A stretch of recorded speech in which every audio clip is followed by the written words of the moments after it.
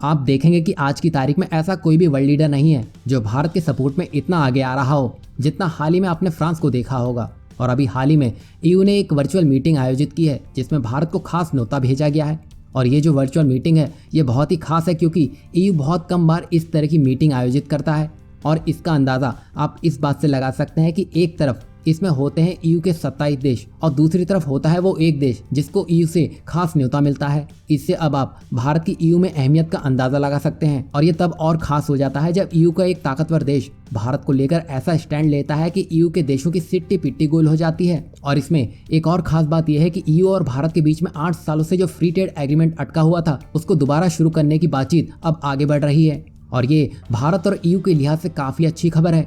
यहाँ ध्यान देने वाली बात यह है कि इस अहम मीटिंग में भारत के प्रधानमंत्री नरेंद्र मोदी ने उन मुद्दों को भी लिया जिसके लिए उनको पिछले काफी वक्त से परेशानियों का सामना करना पड़ रहा था। दरअसल प्रधानमंत्री मोदी ने अपने संबोधन में यूरोपीय संघ और भारत एवं दक्षिण अफ्रीका के उस प्रस्ताव का समर्थन करने का आग्रह किया जिसमें कोविड-19 रोधी टीके पर पेटेंट में छूट देने की बात की गई है ताकि टीके तक पूरी दुनिया की समान रूप से पहुंच सुनिश्चित हो सके।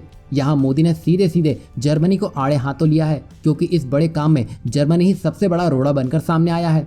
जहां जर्मनी भारत पर ईयू की मीटिंग में वैक्सीन प्रोडक्शन को लेकर वार करने में लगा हुआ था, वहीं फ्रांस के राष्ट्रपति इमैनुअल मैक्रोन ईयू की मीटिंग में भारत का समर्थन करते हुए दिखाई दिए।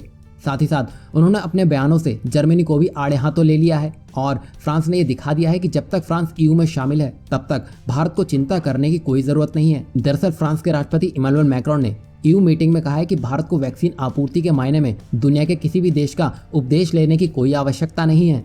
हम सभी जानते हैं कि भारत की इस समय क्या स्थिति है और उसने मानवता के आधार पर कितने ही देशों की सहायता की है। इसके अलावा उन्होंने अमेरिका जैसे देशों को अन्य देशों को मिलने वाली वैक्सीन या वैक्सीन को निर्मित करने वाली तकनीक की आपूर्ति ब्लॉक करने के लिए भी आड़े हाथों लिया। मैक्रोन के अनुसार विकसित देशों की सर्वप्रथम जिम्मेदारी होनी चाहिए कि गरीब और पिछड़े देशों के साथ अपनी तकनीक और संसाधन साझा करें। यहाँ हम बता दें कि अब तक भारत वैक्सीन मैत्री के तहत 95 से अधिक देशों को 6.5 करोड़ से अधिक वैक्सीन निर्यात कर चुका है।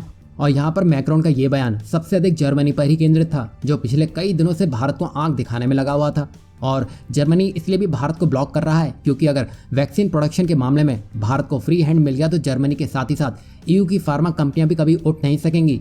और यहाँ पर जर्मनी को ना चाहते हुए भी भारत के पक्ष में ही निर्णय लेना होगा क्योंकि अगर जर्मनी विरुद्ध जाता है तो जो गरीब देश हैं जिन तक भारत वैक्सीन पहुंचाने के लिए जी तोड़ मेहनत कर रहा है उस पर ब्रेक लग जाएगी और ये जर्मनी की एक नकारात्मक छाप दुनिया तक पहुंचाएगा जो शायद जर्मनी तो कभी नहीं चाहेगा। और यहाँ भारत की विदेश नीति ने ऐसा काम किया है कि जर्मनी इस बार चाहकर भी कुछ नहीं कर सकेगा।